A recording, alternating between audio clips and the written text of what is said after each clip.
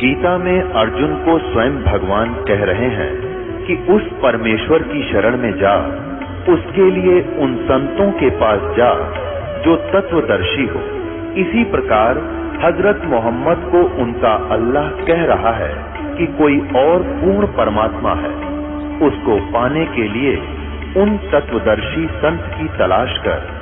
वो प्रभु कौन है, ये जानने के लिए कृपया अवश्य सुनिए जगत गुरु तत्वदर्शी संत रामपाल जी महाराज के अमृत वचन।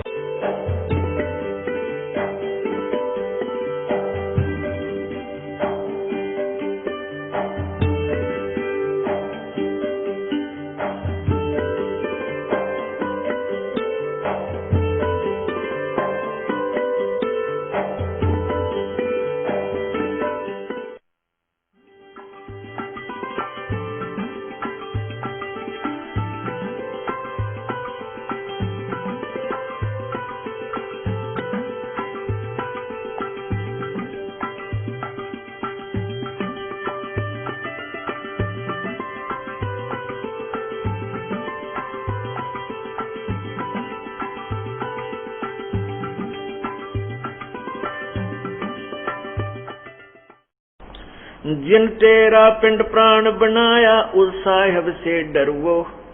अजपा जाप जपो मन बोरे जम किंकर से लड़वो।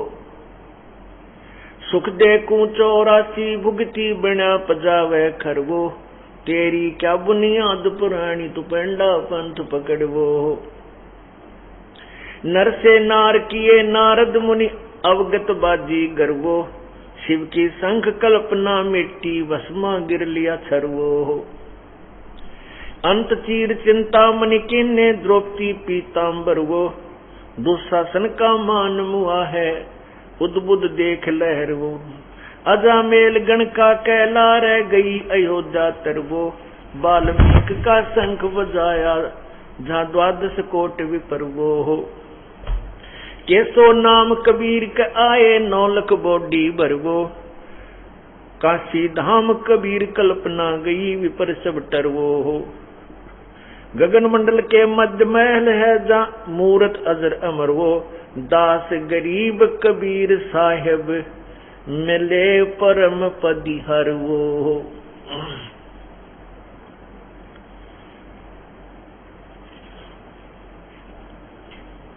उस साहिब से डरवो।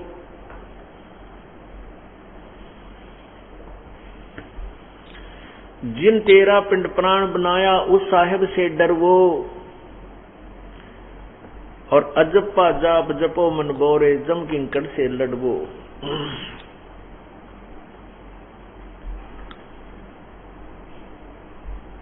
सुख दे कू 84 भुगती बना पजावे खरवो। और तेरी क्या बुनियाद प्राणी तू पंडा पंथ पकड़वो।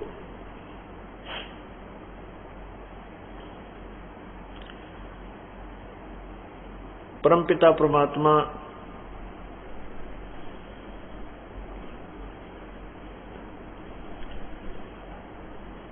आत्म कल्याण का मार्ग बता रहे हैं,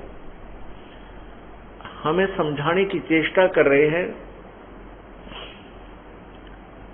कि जिस परमेश्वर ने, जिस पूर्ण परमात्मा ने आपको ये सुंदर शरीर दिया,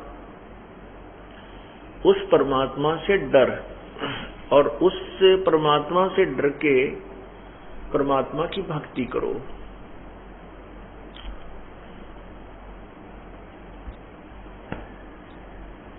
और परमात्मा की भक्ति ना करने से कितने कष्ट आते हैं कि सुखदेव ने 84 लाख योनियों का कष्ट सुखदेव जैसे ऋषि ने भी उठाया। सुखदेव ने 84 भुगती बना पजावे खरवो। खर माने गधा। और तेरी क्या बुनियाद प्राणी तू पेंडा पंथ पकड़वो। नर से नार किए नारद मुनि अवगत बाजी गर्वो। शिव की संख कल्पना मेटी भस्मा गिर लिया छरवो। अंत चीर चिंतामणि किन द्रौपदी पीतांबर वो। और दुशासन का मान मुआ है, उद्बुद्ध देख लहर वो। अब पुण्यात्माओं को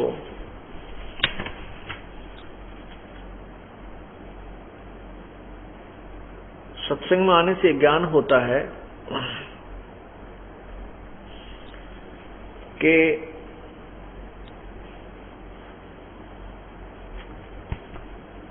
कौन से कर्म हमने करने चाहिए और कौन से ना करने चाहिए।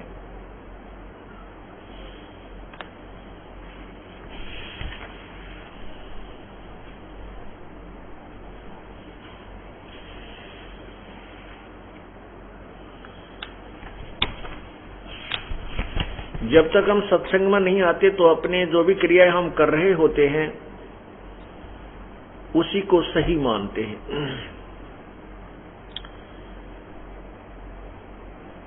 अब ये तत्व ज्ञान का विद्यालय है और आपको इस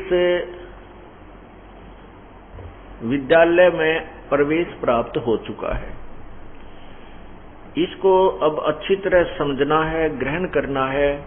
ये तत्व ज्ञान जिसमें आप ग्रहण कर लोगे आपके हृदय में समा जाएगा, फिर आप भक्त बनोगे, फिर आप सच्चे श्रद्धालु बन जाओगे, फिर आप किसी के डिगाए नहीं डिग सकते। इस दास की ये मेहनत रंग लाई है कि आपको रह रह कर ये ज्ञान ऐसे समझा दिया कि छोटे छोटे बच्चों के भी उंगलियों पर गीता और वेदों के श्लोक, उनके नंबर याद हैं। और जिसका परिणाम ये हुआ कि इतनी भयंकर आपत्ति इस काल भगवान ने हमारे ऊपर डाली थी, लेकिन वो परमात्मा की सच्ची आत्मा, प्यारी आत्मा टस से मस नहीं हुई, क्योंकि ये तत्व ज्ञान से परिचित थे और यहाँ की सच्चाई से भी परिचित थे।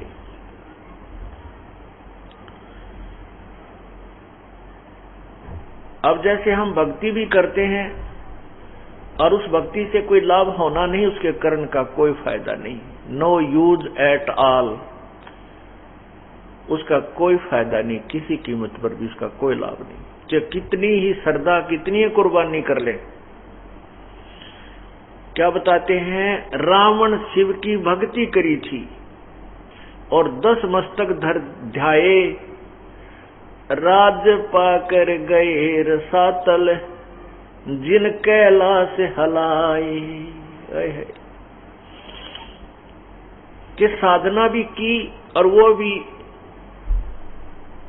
यूजलेस, उसके करने का कोई फायदा नहीं। गीता जी अध्याय नंबर 16 श्लोक 23 में कहा है कि शास्त्र विधि को त्याग कर जो मनमानी पूजाएं करते हैं, मनमाना आचरण करते हैं, उनको कोई लाभ नहीं होता, ना उनकी गति होती है और न ही उनको कोई सुख होता है, ना कार्य सिद्ध होता है, ना उनको सिद्धि प्राप्त होती है।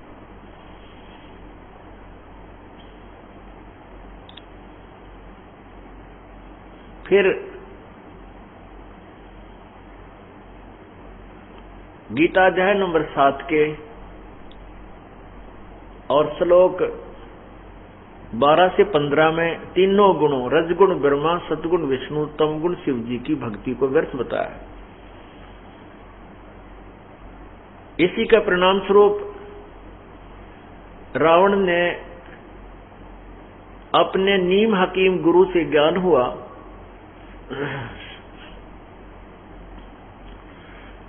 कि शिव ही पूजा के योग्य है और शिव ही सर्वशक्तिमान है, शिव की पूजा से ही मोक्ष होता है।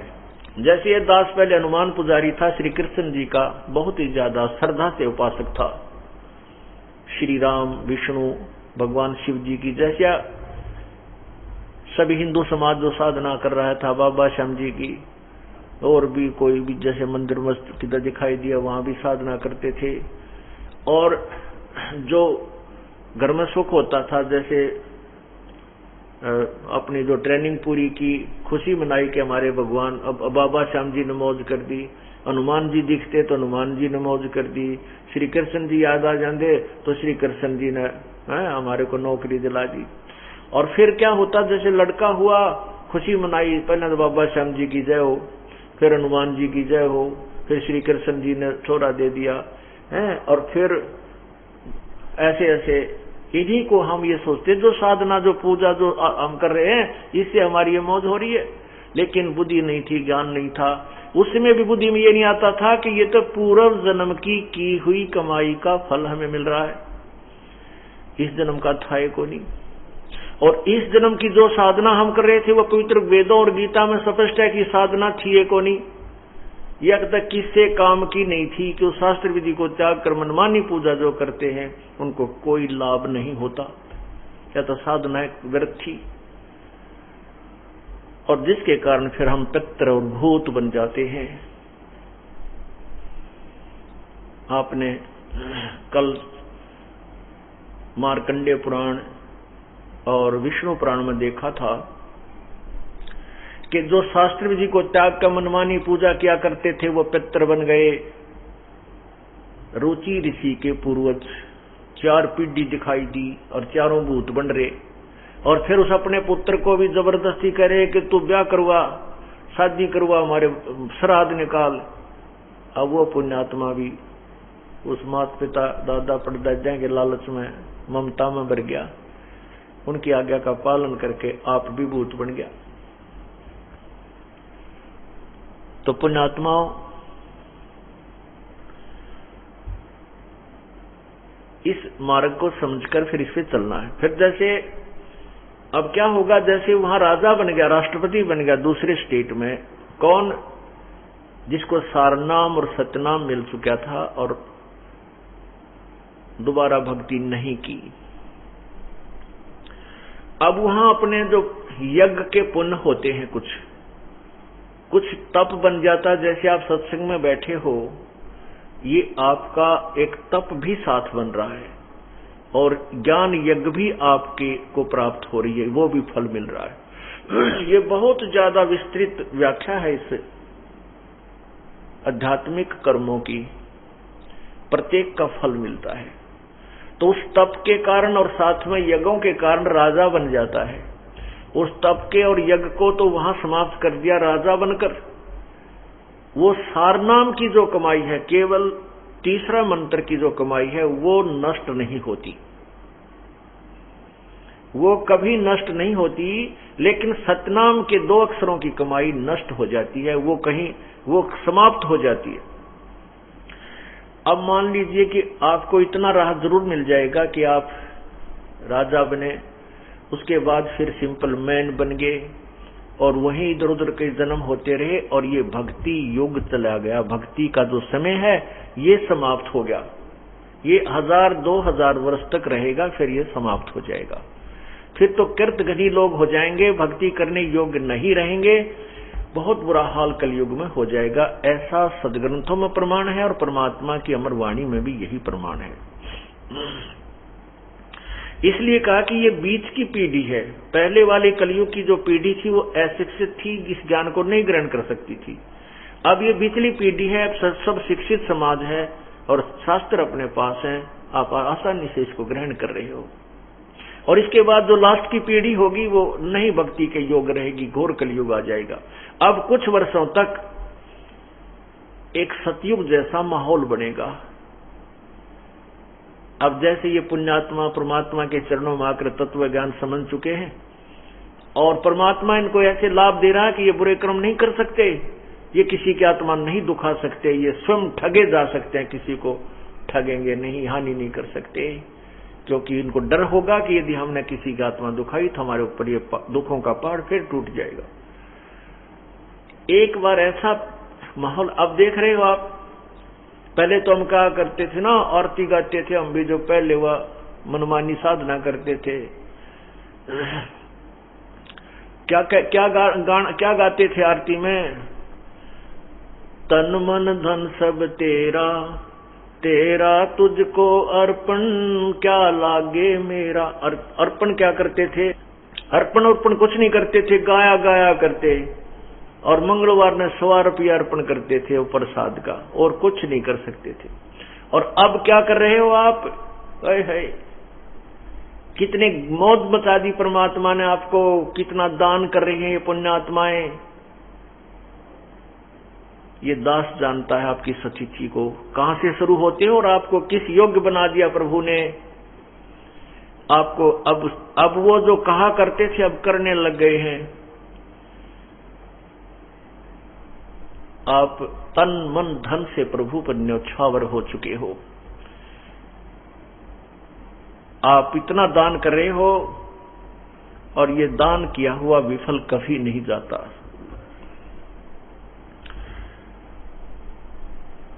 दान के विषय में अलग से बताऊंगा, पहले इस चैप्टर को क्लोज करता हूं कि आपका सतनाम जो है इसकी कमाई युकाल आपकी व्यर्थ करवा देगा।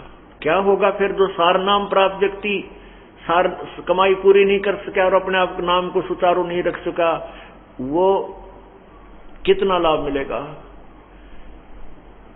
उसको? क्या होगा कि युग कलयुग में गोते खाता रहेगा, मनुष्य जन्म भी प्राप्त करता रहेगा। अंत समय में जब ये कलयुग का अंत होगा उस समय केवल वही व्यक्ति जिनको सारनाम प्राप्त है और वो इस भक्ति युग में मोक्ष प्राप्त नहीं कर सके, वो मनुष्य जन्म प्राप्त वहां इस कलयुग के अंत में भी रहेगा। उसको इतने मनुष्य जन्म मिलेंगे,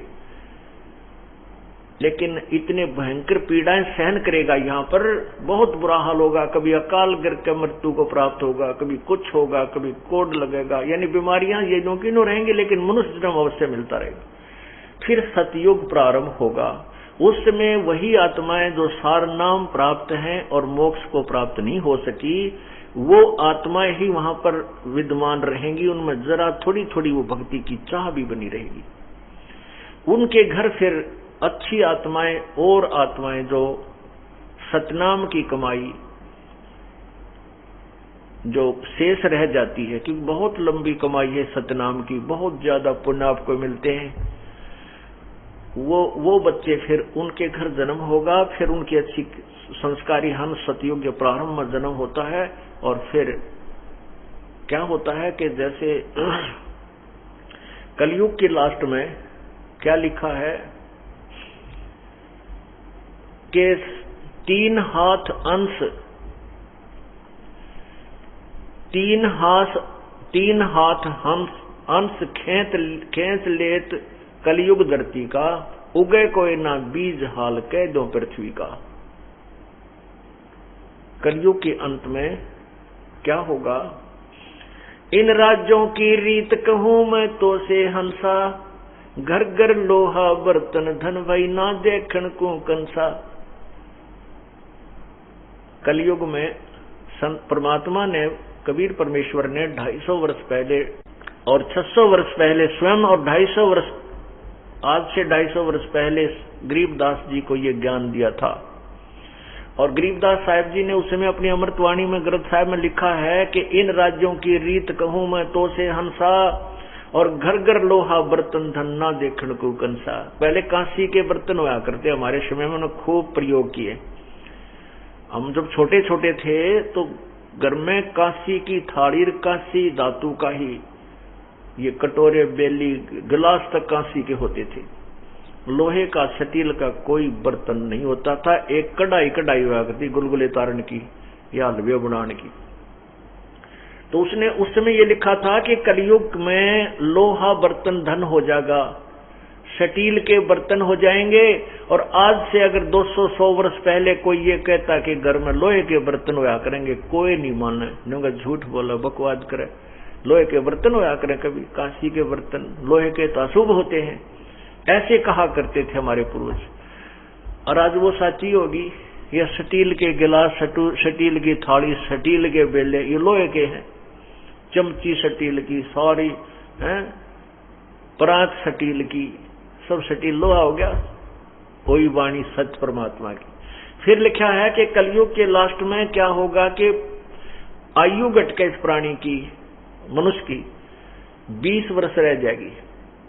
और 20 वर्ष में से 15 वर्ष में तकरीबन आदमी मर लिया करेंगे। जैसे 100 वर्ष की आयु मानते हैं तो 75-80 में तकरीबन इंसान मर जाता है, 90 तक तो एक आधा पहुंचे। ऐसे ही उस समय 15 वर्ष की आयु में मर जाया करेंगे, मृत्यु हो जाया करेगी, और 5 वर्ष की लड़की के बच्चे होने लग जाएंगे। ओए होए। अब वो 5 वर्ष की लड़की, और उस समय कद के रहेगा 1.5 फुट या 2.5 फुट, तगड़ा होगा 2.5 फुट का, और 15 वर्ष में वह जवान भी हो लेंगे और बूढ़े भी हो लेंगे, सारा कुछ होगा, मृत्यु को प्राप्त हो जाएंगे। उसमें लिखा है कि ना तो कोई वर्षा होया करेगी, वर्षा ऐसे होगी जैसे ओस गिरती है, इतना जो ना प्रदूषण बढ़ जाएगा, और फलदार वृक्ष नहीं रहेंगे, कांटेदार ये झाड़ी हो जाएंगी, पीपल के भी पत्ते नहीं रहेंगे, ऐसी बिरान माटी होगी। ये मकान नहीं रहेंगे, बिल खोद करके ये मनुष्य रहा करेंगे जमीन में, कैसे हो जाएंगे 1.5, 2 फुट के, वो इतनी जगह खोदी उसमें लोटे रहा करेंगे, तो बहुत दुर्गति होगी। कहने का भाव ये है कि फिर क्या बताया है कि 3 हाथ अंश खींच लेत कलयुग धरती का, उगे कोई ना बीज हाल कह जो पृथ्वी का। कलयुग के अंत में इतना बुरा हाल हो जाएगा धरती का, पृथ्वी का, कि 3 हाथ अर्थात 4.5 फुट तक नीचे तक उपजाऊ अंश नहीं रहेगा। आप देख रहे हो ये खाद डालने लग रहे, यूरिया पुरिया, इसकी इतना नीचे तक उपजाऊ इसका अंश कति खत्म हो जाएगा कुछ समय में के उपरांत। और उस समय कच्चा मांस खाया करेंगे मनुष्य, ओए होए सभी,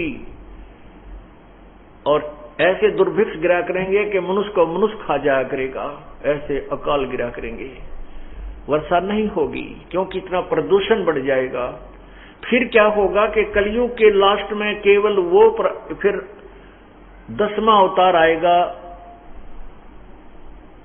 नीकलंक नाम तय, और वो फिर इन कृतघ्नी मनुष्यों को जिनकी कोई मर्यादा नहीं रहेगी, ना वो राम नाम न चाहते होंगे, उनको ऐसे काटेगा जैसे किसान खेत में उगे हुए अड़ंगे न काटा करे, खरपतवार को काटता है, ऐसे इनको खत्म करेगा। उस समय केवल वो हंस बचेंगे जो वर्तमान में जिनके पास सार नाम होगा, ले लिया और वो पार ना होंगे, सतनाम ले लिया और वो पार नहीं हो पाए, केवल वो हंस मनुष्य जीवन में होंगे, तो वो इतने ही, लेकिन उनमें भक्ति की चाह फिर भी बनी रहेगी, वो शेष रहेंगे। फिर एक वो ऐसे स्थानों पर उनको जन्म देगा प्रभु, क्योंकि कहते हैं जो बच्चा गौ की नजर में यूं साईं को संत, और भक्तों के पीछे फिर वो भक्त वत्सल भगवान, उनको ऐसे स्थानों पर जन्म देगा, ऊंचे पहाड़ी क्षेत्रों में। और फिर इस पृथ्वी का जो एंड कलयुग का अंत होगा, इतनी जबरदस्त वर्षा होगी कि पूरी पृथ्वी पर सैकड़ों फुट जल खड़ा हो जाएगा, ऊपर के पहाड़ी क्षेत्र को छोड़कर। तो फिर क्या होगा कि जो पृथ्वी का उपजाऊ अंश समाप्त हो गया था, अब वो जल से, वो जो अंदर का विष है पृथ्वी का, जो खाद खूद डाले वो बाहर आएगा, ऊपर आ जाएगा जल के ऊपर, धीरे धीरे वो जल सूखेगा, फिर पूरी पृथ्वी पर बाग ये वृक्ष ही वृक्ष उग जाएंगे, बहुत जबरदस्त वन होंगे। फिर ये प्रदूषण जो कार्बन डाइऑक्साइड की अधिकता हो जाएगी वो खत्म होगी, वो वृक्ष उसको खत्म करेंगे, ऑक्सीजन के भंडार इस क्षेत्र में फिर भर दिए जाएंगे, और फिर सतयुग प्रारंभ होगा। पूरी पृथ्वी पर जंगल ही जंगल होंगे, फलदार वृक्ष होंगे, बहुत पुण्यात्माओं का जन्म होगा, और प्रभु अपनी कृपा से उनको बहुत ज्यादा लाभ देगा।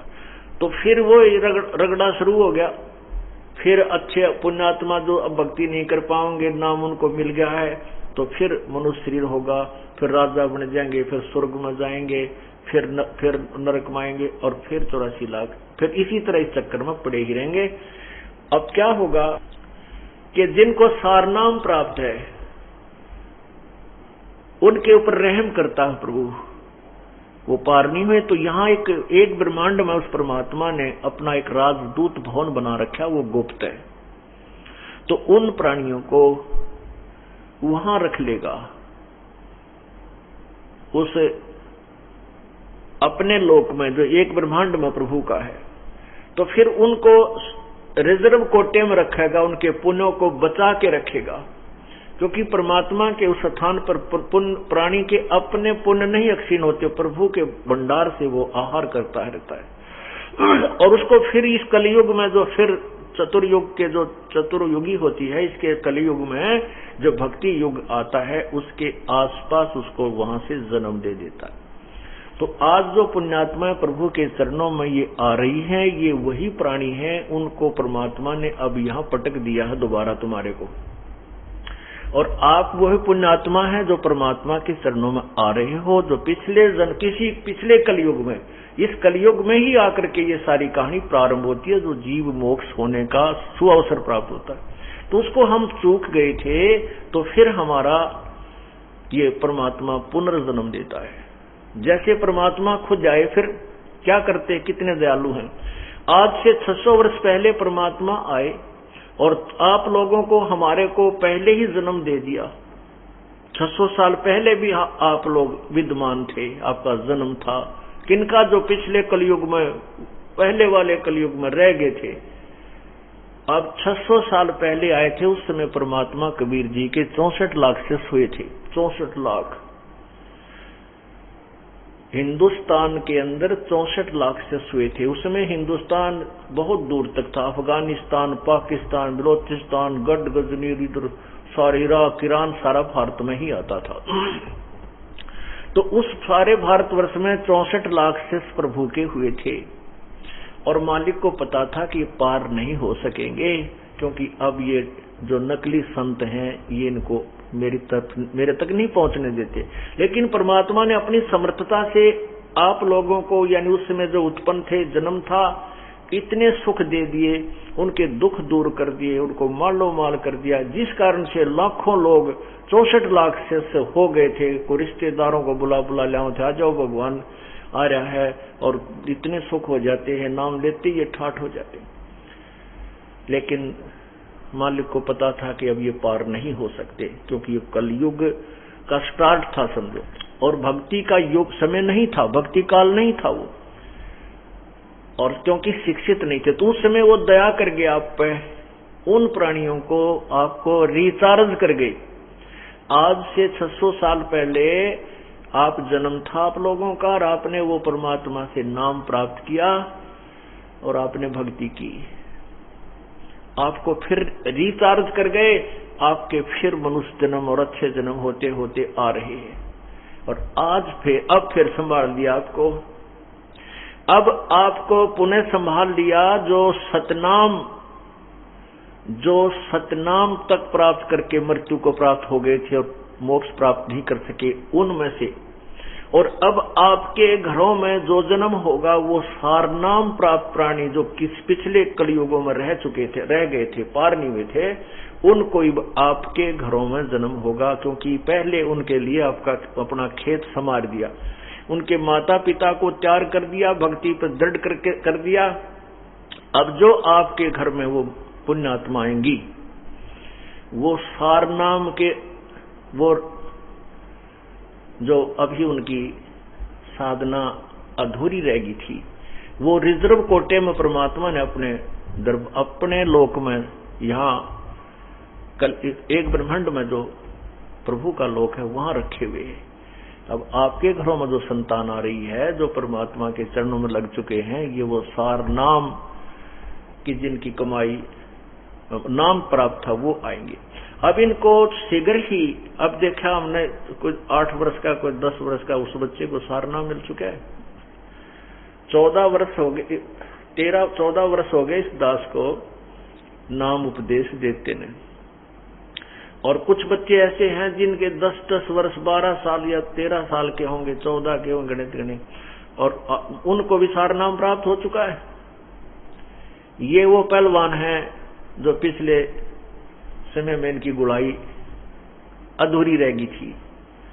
तो क्या बताते हैं कि बाजी से राजी नहीं वो संतो नाल खुशाले, मल अखाड़ा जीतेंगे ये युगन युगन के माल। युगा युगों के माल हो आप, जो इतने भयंकर तूफान आया था, अब ये पीछे इतनी बुराई की थी इस दास की, बिना हुई झूठी कितना प्रचार किया था, लेकिन आप टस से मस नहीं हुए। आप वो माल हो, उस परमात्मा के पहलवान हो, पिछले जन्म जन्मांतर से आप इस साधना को करते हुए आ रहे हो। आपके अंतःकरण में डगमग आप नहीं हो सके, तो इसलिए कहा कि मल अखाड़ा जीतेंगे ये युगन युगन के माल। अब जो प्रसंग चल रहा है कि कोट जन्म तन भर मत होगे, कुछ ना हाथ लग्या रे, कुकर शुकर खरगोया बोरे, कौआ हंस बुगारे। अब आप कितनी मार खा जाओगे अगर इस रास्ते को नहीं अपनाया, ठीक ढंग से नहीं चले। अब जैसे आपको बताया कि पिछले किसी कलयुग में वो जो पार नहीं हुए, वो फिर जो है अब तक मनुष्य जन्म भी बेशक प्राप्त हो रहा, पर बिरान मट्टी तक खूब हो रही है। ये क्या जीवन है इस जीवन मनुष्य का? यहाँ पर कोई जीवन नहीं है, बुरा हाल, कभी कैंसर होगी, कभी किसी कारण से मर गया, कभी कोई आपत्ति है, कभी किसी की चीज की टेंशन है, और यहाँ कोई जीव सुखी नहीं। तो इसलिए आपको ये सब ज्ञान बता करके कहाँ लाना चाहता ये दास कि इस काम न बढ़ाओ मत, इसको फिनिश करो, इसको समाप्त करो। क्या बताते हैं? समझा है तो सिर धर पाओ, बोर नहीं रे ऐसा दाव। और फिर कहते ये बातें कहन सुन की नहीं भाई, कर पाड़ने की है। इस ज्ञान से आपको डर बनेगा कि हे भगवान, ये तो बहुत बड़ा बखेड़ा, जे इब के पैर फिसल गया तो ना जाने कहां जाकर के गिरोगे। फिर पता नहीं कौन से युग में सूत बैठे, ना कोई अवसर मिले, अब संत आवे ना आवे। और आप जैसे ही वो भी आत्मा है जो दूसरे देशों में जन्म हो गया, वो पुण्य आत्माएं, अब वो अपना जीवन बर्बाद कर जाएंगी, उनको रास्ता मिलेगा ही नहीं। फिर कभी मनुष्य जन्म होगा और इधर आसपास हो गया और परमात्मा रजा कर देंगे। अब तो वैसे परमात्मा ने लिखा है कि पूरे विश्व में ये परमात्मा का ज्ञान फैलेगा। और यहां तक लिखा है कि कोई दूसरा पुजारी इस संसार में नहीं रहेगा, केवल एक ही साधना पूरे विश्व में प्रारंभ होगी। और वो समय अभी है, ये 2 वर्ष में होगी, 4 वर्ष में होगी, 5 वर्ष में, या कितने दिन में इस पुण्यात्मा को ये ज्ञान रास्ता मिलेगा, वो प्रभु की कृपा होगी। पर एक बार पूरी पृथ्वी पर ये तत्व ज्ञान प्रारंभ होगा और सतयुग जैसा एक माहौल बनेगा। अब कोई जीवन रह रहा है, भाई बहन का प्यार नहीं, बाप बेटे का कोई नाता रह रहा नहीं। कहते माया माया दिखाई देती है, सब कुछ जो है ना, इज्जत का भी कोई नहीं रहा, बड़े छोटे की नहीं रही है, और केवल एक माया जोड़न की दौड़ लग रही है। और जब हमें तत्व ज्ञान हो जाएगा, फिर माया नहीं हम चाहेंगे, हम माया नहीं चाहेंगे, परमात्मा चाहेंगे। और फिर हम जो साधना हम कर रहे हैं, माया आपा आवेगी। अब देखो, राजा होता है, राजा भी जब दुखी हो जाता है, उसके कोई ना कोई आपत्तियां आ रही हैं, कोई घर में दुख है, तो वो भी परमात्मा से आशा करता है, संतों के पास जाता है, उनसे अपने जंतर मंतर अनुष्ठान कोई विधि पूछता है, मेरे राज्य में सुख हो, मेरे घर में सुख हो, ऐसे कोई वर्षा हो। तो पुण्यात्मा, हम परमात्मा से पहले संबंधित हो गए और परमात्मा ने ही सुख देने होते हैं, परमात्मा ने दुखों का निवारण करना होता है। और पूर्ण परमात्मा से संबंधित हो जाने के बाद हमारे भाग्य में भी ना हो तो भी वो देता है। तो आपका जो संबंध उस पूर्ण परमात्मा से हो चुका है। आप पहले जो पैसे इकट्ठे करने में लगे रहते थे, 2 के 20 बना दी, मिलावट कर ली, कुछ और चोरी कर ली, इस तरह का 2 नंबर का धंधा किया और उससे भी धनी नहीं बन पा रहे थे, क्योंकि जो आपके भाग्य में है उससे अधिक नहीं मिल सकता। यदि आप इधर उधर से करके ज्यादा ग्रहण कर भी लोगे, मान लिया आपने 1 लाख रुपया 2 नंबर से कमा लिया और एक बालक बीमार हो गया, उसका 2 लाख लग गए, वो लाख भी गए जो 2 नंबर से कमाए थे, 1 लाख और उधारे हो गए, और वो पाप जो 2 नंबर का पैसा इकट्ठा करने में जो आपने पाप लगे थे, वो पाप ज्यों के त्यों रह गए, पैसा नहीं रहा, वो पाप ज्यों के त्यों रह गए, वो ही भोगने पड़ेंगे। अब परमात्मा पूर्ण ब्रह्म की शरण में आने के बाद आपको ऐसी विधि तरीका बताया जाएगा कि आपको परमात्मा आपके भाग्य से अतिरिक्त भी देगा। उस परमात्मा के पास पूरी शक्ति है, वो अपने कोटे से भी आपको सुख देगा, संतान देगा, जो भी चाहोगे। लेकिन जब पूर्ण ज्ञान हो जाएगा फिर आप क्या चाहोगे?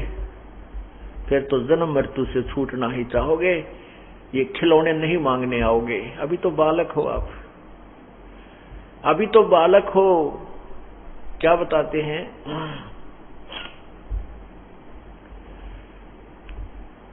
कि यहां से चलने की तैयारी कीजिए, ये तो असंग जन्म हो गया, आपने इसी प्रकार चक्कर लगाते आने। होले सुहागण सुरता प्यार, मालिक घर जाना है हेतु तो। होले सुहागण सुरता प्यार, सहे तेरा सोन शेखर वर तारे, मालिक घर जाना है तेरा सोन शेखर वर तार। नाले धोले ओढ़ पैर लेकर 16 श्रृंगार, नाले धोले ओढ़ पैर लेकर 16 श्रृंगार।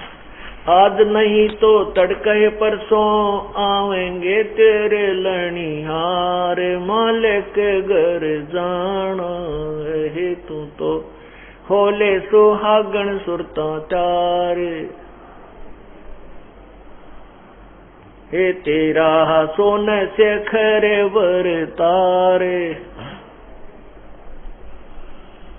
तेरे साथ की कितनी जाली तू क्यों लारी वार, तेरे साथ की है कितनी जाली तू क्यों लारी वार।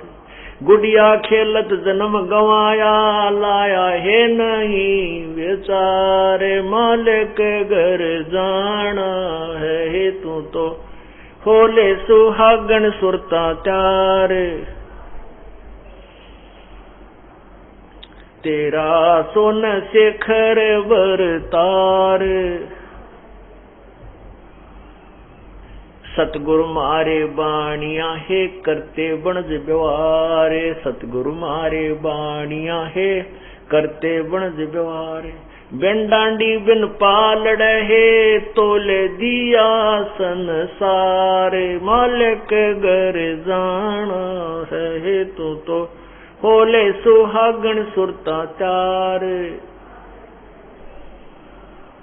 है तेरा सोन शेखर वर तार। बे सोन शिखर में सेज पिया की, हंस हंस कर ले प्यार, सोन शिखर में सेज पिया की, हंस हंस कर ले प्यार। कह कबीर सुनो में सजनी, लूटो न अजब बहार, मालिक घर जाना है तू तो। होले सुहागण सुरता त्यार, है तेरा सोन शेखर वर तार। सत साहिब परमात्मा ने हर तरीके से इस आत्मा को झंझोड़ने की चेष्टा की है कि किसी तरह या जाग जा, कुछ तरह समझ ले इस मार्ग को, मैं क्या बताना चाहूँ, इसको कहाँ ले जाना चाहता हूँ, किस प्रकार इस संकट से इसको मुक्त कराना चाहता हूँ। लेकिन नहीं, काल ने हमारे इतना नशा कर रखा है, इतना ज्ञान भी भर दिया कि हम अपने परम पिता को पहचानने में बहुत गलती कर जाते हैं और काल के फंटा में आ जाते हैं, इसके जाल में फंस जाते हैं। परमात्मा क्या बताते हैं कि नाले धोले ओढ़ होले सुहागण सुरता चार, तुझे मालिक घर जाना है। जब तक लड़की का विवाह नहीं होता, सगाई नहीं होती, तब तक वो कंवारी होती है, सुहागन नहीं बनती। सुहागन जब बनती है तब बनती है जब उसका संयोग पति से जुड़ जाता है। तो अब आत्मा का योग जब परमात्मा से जुड़ जाता है, अपने पति से इसका संयोग जुड़ जाता है, कब? जब पूर्ण संत के माध्यम से गुरु एक बिचौलिए का काम करता है आत्मा और परमात्मा का संबंध जोड़ने में। तो जब आपको उपदेश मिल जाता है तत्वदर्शी संत से, तो आपकी मंगनी होगी, आपकी सगाई होगी परम पिता से। अब परम पिता की सगाई होगी तो आपको वहां जाना भी है, तो अपने पति के घर पे। तो उसके लिए कहते हैं नाले धोले ओढ़ पैर लेकर 16 श्रृंगार है। कौन से श्रृंगार करने हैं? इस सत्संग रूपी गंगा महा के अपने अंतःकरण के मैल को साफ कर साफ सुथरी हो जा, और शील संतोष विवेक दया धर्म ये 16 गहने ग्रहण कर धारण कर, विनम्रता मृदु भाषा प्रिय बोलना आदि, ये 16 प्रकार के आभूषण हैं। इनको धारण करने से अर्थात इन नियमों को ग्रहण करने से ही परमात्मा को आत्मा प्यारी लगती है, जैसे आभूषण युक्त स्त्री पति को अच्छी लगती है। तो इस आत्मा के ये आभूषण है, ये गहने हैं, ये श्रृंगार करने के तरीके बताए हैं। नाले धोले ओढ़ पैर लेकर 16 श्रृंगार, और आज नहीं ते तड़का परसों तेरे आवेंगे लनिहार। यानी मान ले लड़की का सगाई कर दी और तैयारी करी ना, ब्याह का दिन तो धर दिया, फिर वो तो समय तो आएगा ही, फिर उस दिन दिक्कत आएगी, इसलिए हमने यहां से एक दिन जाना तो पड़ेगा ही पड़ेगा। लनिहार आएंगे, यम के दूत लेने आएंगे।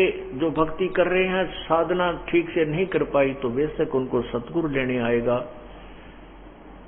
ये भी एक अलग से विषय है, फिर बाद में बताया जाएगा कि जो भक्ति करे उनको कौन लेने आएगा। जो मतलब पार नहीं हो गए, नाम नूम खंड कर दिया, उनको कौन लेने आएगा। और जो भक्ति बिल्कुल ही नहीं करते उनको कौन लेने आएगा। फिर भी तो कहते हैं आज नहीं ते तड़का परसों तेरी मृत्यु तो होगी ही होगी, तेरे लनिहार आएंगे, अर्थात तुझे यहां से जाना पड़ेगा। फिर क्या बताते हैं कि तेरे साथ की कितनी जाली तू क्यों लारी वार। यानी हम एक ही साथ सतलोकता आए थे, हम सभी सहेली हैं, और हमारे साथ की बहुत जा चुकी है सतलोक में, वो चले गए। कहते हैं अब तू क्यों देर लगा रही है, तू भी उसी प्रोसीजर को अपना जैसे वो पहले वाली चली गई, तू भी ऐसे ही जा। अब क्या बताते हैं,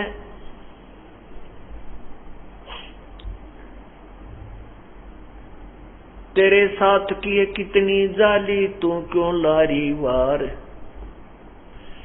गुड़िया खिलत जन्म गंवाया लाया है नहीं विचार।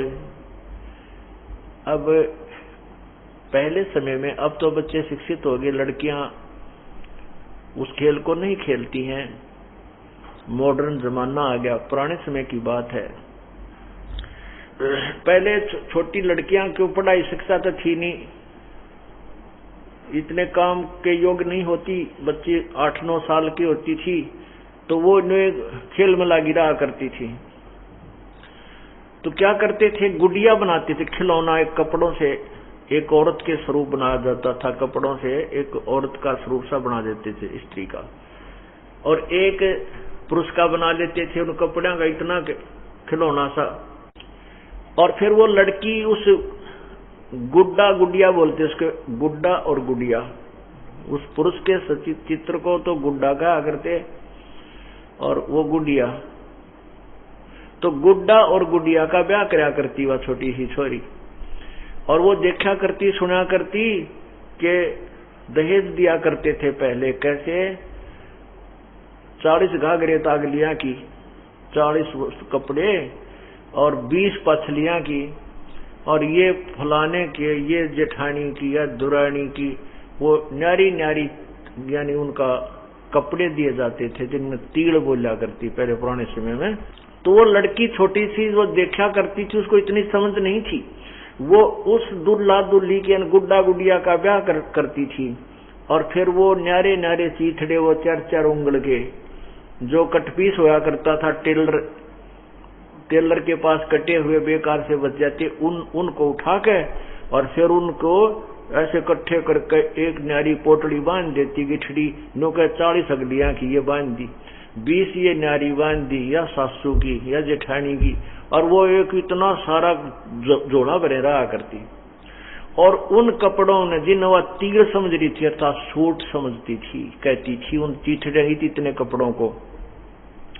तो उसमें से अगर कोई लड़का या दूसरी बहन उनमें तो 2-4 कपड़े काट लेती वही इतने चीथड़े से, तो अब बेटी जो है ना रो रो का पांव पीट दी और बुरा हाल कर लेती। तो कोई यूं पूछता, बड़ा भाई या पिता माता चाचा था वो, बेटी क्यों रो रही है, मुश्किल से रो कर घनी लाल आंख कर लेती, फिर बताती मेरी तीड़ काट ली इसने, तीड़ ने काट ली इसने। वो तीड़ ने टाड़, वो चीथड़े ने तीड़, वो सूट मान रही है चीथड़ा इतने गने और पांव पीटे बुरा हाल कर रही। वह सचमुच उसको ज्ञान नहीं था और उनको ही वो यथार्थ कपड़े मान रही थी, इतनी अल्प बुद्धि होती थी उस बच्ची की। और जब वह लड़की जवान हो जाती है, उसकी शादी हो जाती है, उसको वास्तविकता का ज्ञान होता है, वो सूट और तीर जो ओरिजिनल उसको प्राप्त होती है, फिर वो गुड्डा और गुडिया वाले खेल को नहीं खेलती, किसी सूरत में नहीं खेल सकती। उसको ज्ञान हो गया, जवान होगी और उसका वास्तविक तील वो कपड़े उसको प्राप्त हो गए। तो यहां परमात्मा यह बताते हैं कि गुडिया खेलत जन्म गवाया तने लाया नहीं विचार। अब हम क्या मांगते हैं परमात्मा से, भाई हे भगवान एक प्लाट हो जा, मेरा एक घर को नहीं, छोटा है प्लाट हो जा, प्लाट मांग लिया। किसी का संतान नहीं है तो संतान मांगने आते हैं, कोई और हानि हो रही है उसी की पूर्ति के लिए हम प्रार्थना करते हैं। तो इन जैसे संतान मांग ली, ठीक है भगवान ने आपको संतान दे दी, कोई बात नहीं, अच्छी बात है, लेकिन संतान भी मिल गई तो भक्ति अवश्य करते रहना, भगवान मत भूलना। और फिर कुछ दिनों में आपकी ऐसी सचिठी आ जाएगी, कुछ तो ज्ञान आधार बनेगा और कुछ आपके सभी दुखों का तकरीबन परमात्मा 2-3 वर्ष में निवारण कर देगा। फिर आप कुछ मांगने नहीं आओगे इस दास के पास। जैसे पहले बार आते हैं वो दुखी आते हैं, जी ये तकलीफ होगी, ये होगी, अच्छा बेटा हो जाएगा, बच्चे वो जरूर करेगा परमात्मा, लगे रहना। और 3 वर्ष के बाद आपके मुंह में जुबान नहीं रहेगी इस दास के पास। अगर आपकी सच्ची साधना, सच्ची लगन से आप साधना करते रहोगे, मर्यादा भंग नहीं करोगे, तो आपको इतना सुख दे देगा कि जब आशीर्वाद लेने आओगे आपके पास जुबान नहीं रहेगी ये कहने कि मेरे को ये दे दे।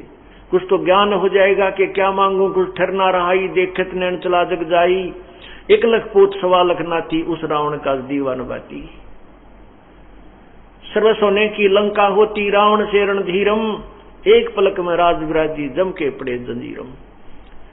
एक तो यू ज्ञान हो जाएगा, अकिया के मांगू भगवान पे, एक छोरा मांग लिया, चल दे दिया। रावण कहते 1 लाख पुत्र 1.25 लाख नाती, और वह भी ना रहे। सारी सोने की लंका थी, इतना धन था उसके पास, इतना साहूकार था, वो धन भी ना गया, गेल यहीं छोड़ गया सारी।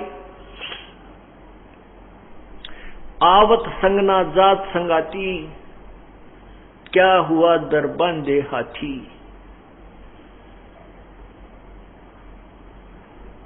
तो पुण्यात्माओं, अभी हम जो मांग रहे हैं, कार मांग रहे हैं, कोठी मांग रहे हैं, ये तो वो गुड्डिया गुड्डी का खेल खेल रहे हैं अभी हम। जब हमें उस परमात्मा का सतलोक का स्थान वास्तविक ज्ञान होगा, सतलोक के सुखों से परिचित होंगे, फिर ये खिलौने वाले खेल को खेलना भूल जाएंगे। ये तो असंग जन्म हो गए, संतान होगी, उनकी परवरिश में लगे, परवरिश में लग गए, और परवरिश करते करते मनमाना हम मर जावा, बेटे बच्चे नो के नो दुखी, या हमारे सामने हमारे बेटा बेटी मर जाते, हम टक्कर मार मार कर रोते हैं। ऐसे बड़े पहाड़ के से दुख को हम ऐसे अंधाधुंध खींचे चले जा रहे हैं। इससे बचने का तरीका बताया है। तन धर सुखिया कोई न देखा, जो देखा सो दुखिया हो। उदय अस्त की बात करत हैं, मन सबका किया विवेका हो, सबका किया विवेका हो। तन धर सुखिया जो देखा सो दुखिया हो। उदय अस्त की बात करते हैं, मन सबका किया विवेका हो। भाई घाटे बाधे सब जग दुखिया, के गृहस्थी बैरागी हो। घाटे बाधे सब जग दुखिया, के गृहस्थी बैरागी हो। सुखदेव ने दुख के डर से, गर्भ में माया त्यागी हो। गर्भ में माया त्यागी हो। तन धर सुखिया कोई न देखा, जो देखा सो दुखिया हो। उदय अस्त की बात करते हैं, मन सबका किया विवेका हो, सबका किया विवेका हो। भाई जंगम दुखिया योगी दुखिया, ये तपस्वी को दुख दूना हो। जंगम दुखिया योगी दुखिया, तपस्वी को दुख दूना हो। आशा तृष्णा सब में व्यापे, कोई मैल ना सुना हो, कोई जीव ना सुना हो। तन धर सुखिया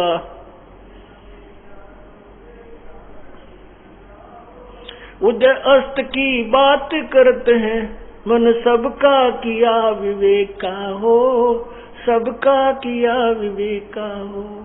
भाई साच कहूं तो यू जग ना माने, पर झूठ कही ना जाई हो। साच कहूं तो जग ना माने, या झूठ कही ना जाई हो। ब्रह्मा विष्णु या शिव जी दुखिया, जिन ये राह चलाई हो, जिन ये राह चलाई हो। तन धर सुखिया उदय अस्त की बात करते हैं, मन सबका किया विवेका हो, सबका। भाई सुरपति दुखिया भूपति दुखिया, ये रंक दुखी बपरीती हो। सुरपति दुखिया भूपति दुखिया, ये रंक दुखी बपरीती हो। कहे कबीर और सब दुखिया, एक संत सुखी मन जीती हो, संत सुखी मन जीती हो। तन धर सुखिया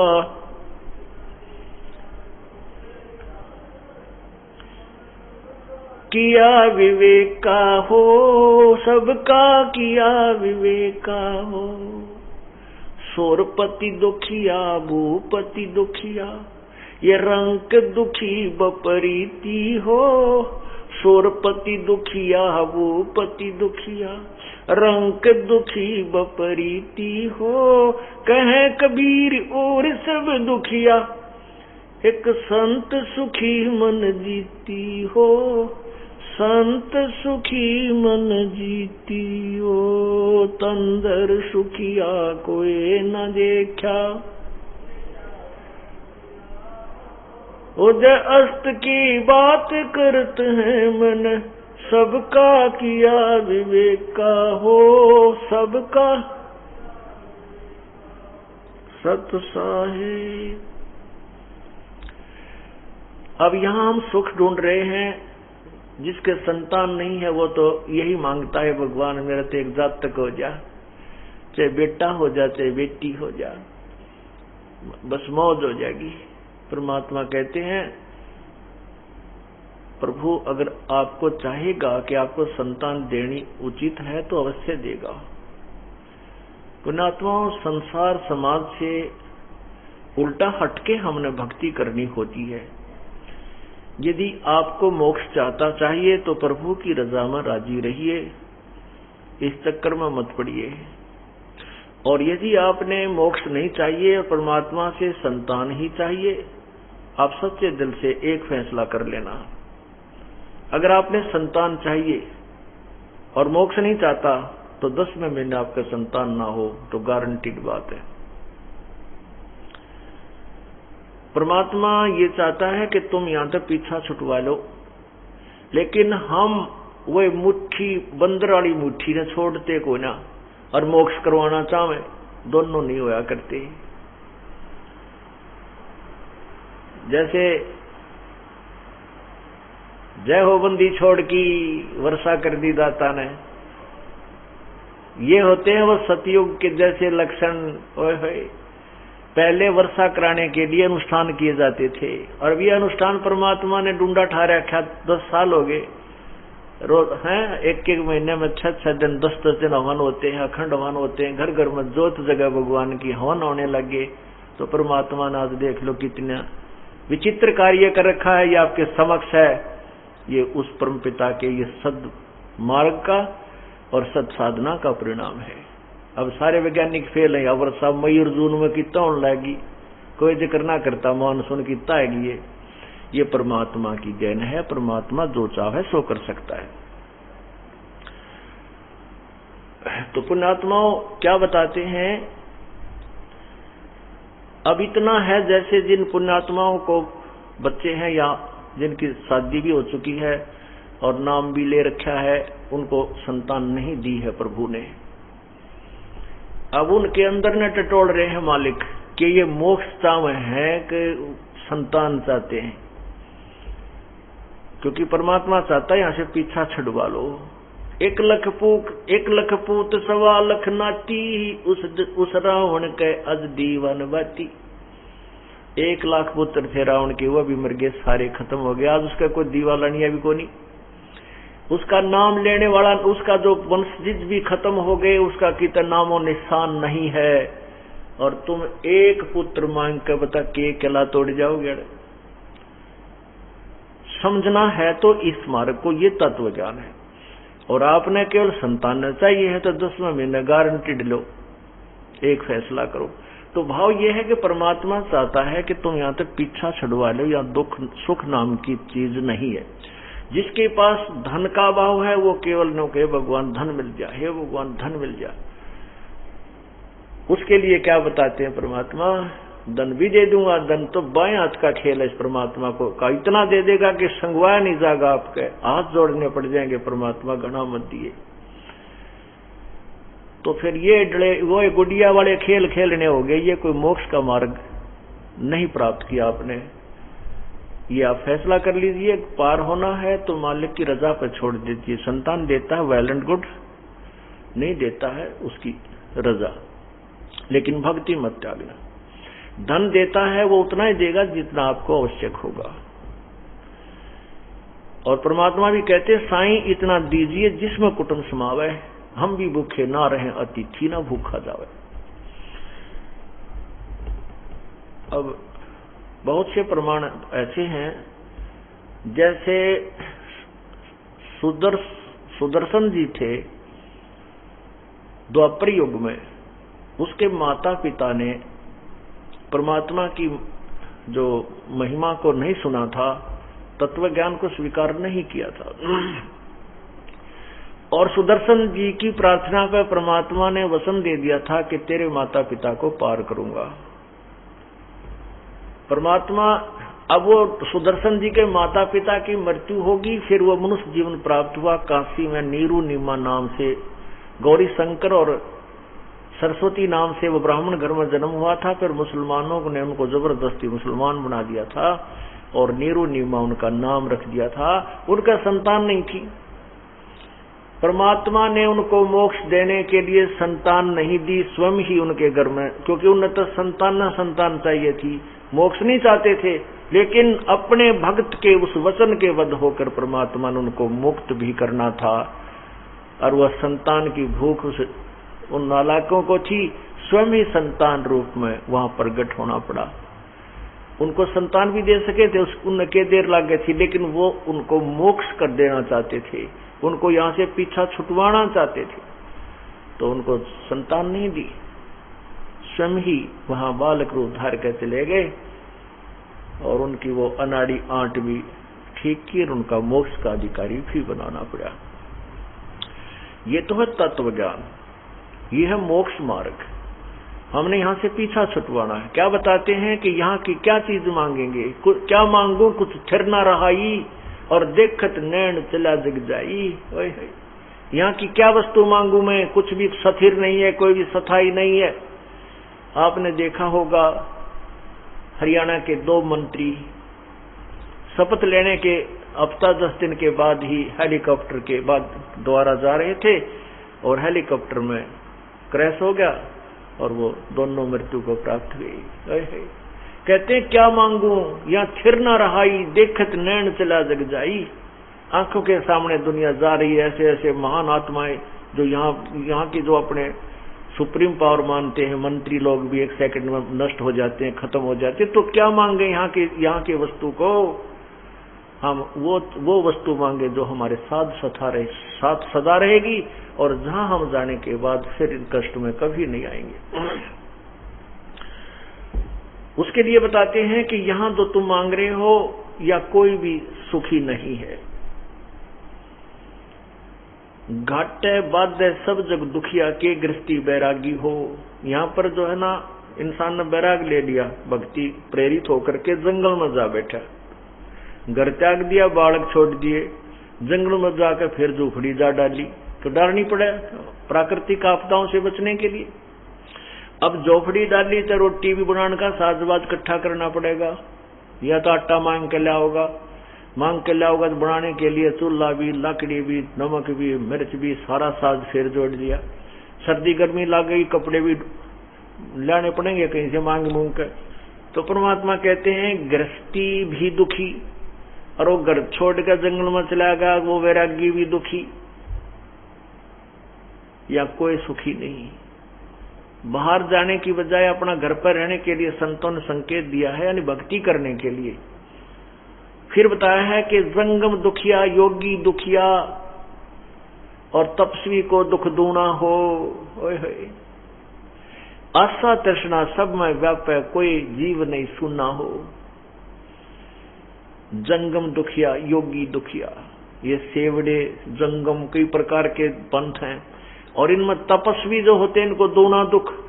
कैसे दुख, यहाँ तो सारा उम्र तप करके शरीर में दुखी दे और फिर ये कहा जाएगा कि अगले जन्म में राजा बनेगा। राजा कति सुखी नहीं।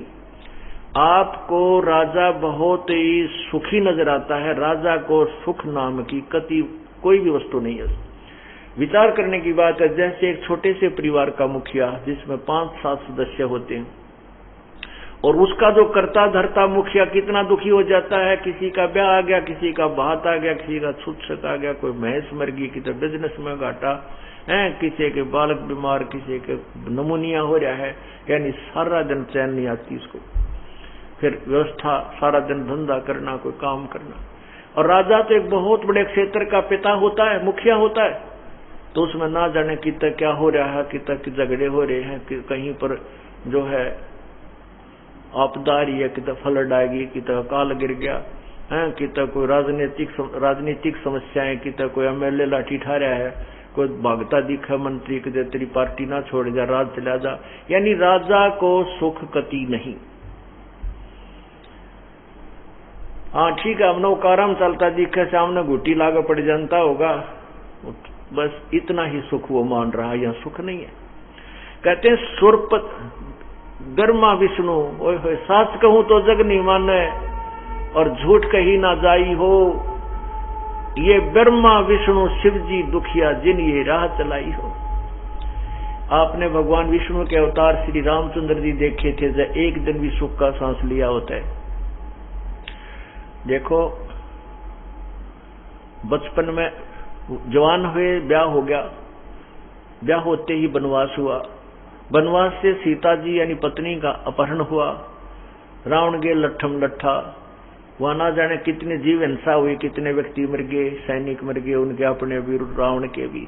और फिर सीता जी को घर लाए, आते ही एक धोबी के कहने से अपनी पत्नी को घर से, गर्भवती पत्नी को घर से निकाल दिया। अब वो पत्नी, उनकी पत्नी, बच्चे तो कहीं ऋषि की कुटिया में पल रहे हैं और रामचंद्र जी अयोध्या के राजा हैं। जिस व्यक्ति के बच्चे और परिवार संतान कहीं और हो और वो कहीं और, वो कभी सुखी नहीं होता, चाहे वो सारी पृथ्वी का राजा बन जाए। उसको सुख नाम की चीज नहीं है। और फिर श्री रामचंद्र जी का अंत क्या हुआ ये सर्वविदित है। उसके बाद फिर वही आत्मा श्री कृष्ण रूप में आए। श्री कृष्ण रूप में आपने देखा उनके के हुई, कभी जरा सिंह सेना लेकर आ रहा है, कभी चान और मामा शत्रु बन गया है, कभी काल्यवन चढ़ाई कर रहा है, कदे फिर आपस में जरा सिंह शिशुपाल जैसा पीछे पड़ रहा है। अंत में 56 करोड़ यादव उनकी आंखों के सामने मृत्यु को प्राप्त हुए। उसके पुत्र भी श्री कृष्ण जी के पुत्र पौत्र पड़पौत्र वो सारे आपस में लड़कर मर गए। भगवान श्री कृष्ण देख रहा था और अंत में श्री कृष्ण जी के पैर में भी एक विषाक्त तीर मारा गया जिससे उनकी मृत्यु हुई।